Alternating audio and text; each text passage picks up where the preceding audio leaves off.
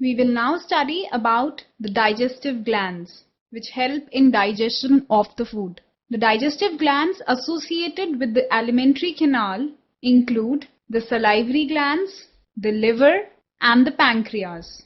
So there are three digestive glands associated with the alimentary canal, namely the salivary glands present in the buccal cavity, the liver, and the pancreas. Saliva is mainly produced by three pairs of salivary glands: the parotids present in the cheek, the submaxillary or the submandibular present in the lower jaw, and the sublinguals below the tongue. So saliva is produced by three pairs of salivary glands whose names are parotids, submaxillary or submandibular, and the sublinguals. These glands, situated just outside the buccal cavity, secrete salivary juice into the buccal cavity. So these glands, besides secreting saliva, they also secrete the salivary juice. Out here in this image, you can see salivary glands being shown. This is the first one, this is another salivary gland, and this is the third one.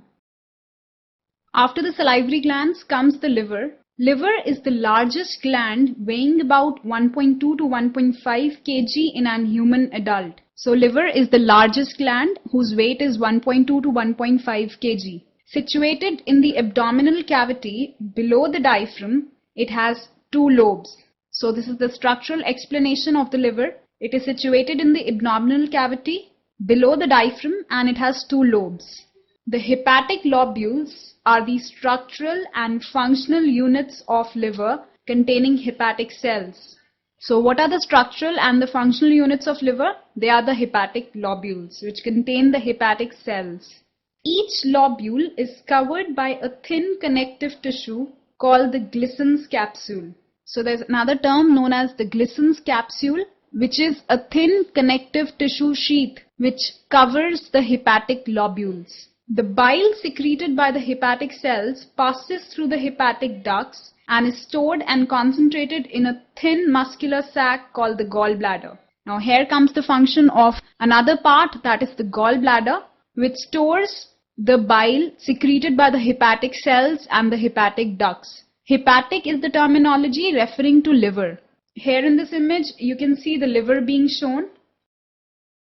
The duct of the gallbladder, that is called the cystic duct, along with the hepatic duct from the liver forms the common bile duct.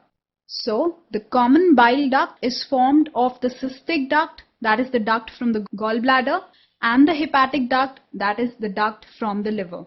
The bile duct and the pancreatic duct open together into the duodenum as the common hepatopancreatic duct, which is guarded by a sphincter called the sphincter of Oddi.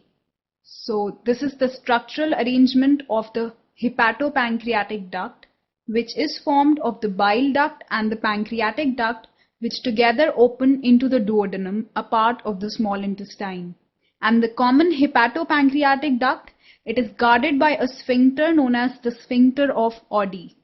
Here you can see the picture of the gallbladder from where the cystic duct arises.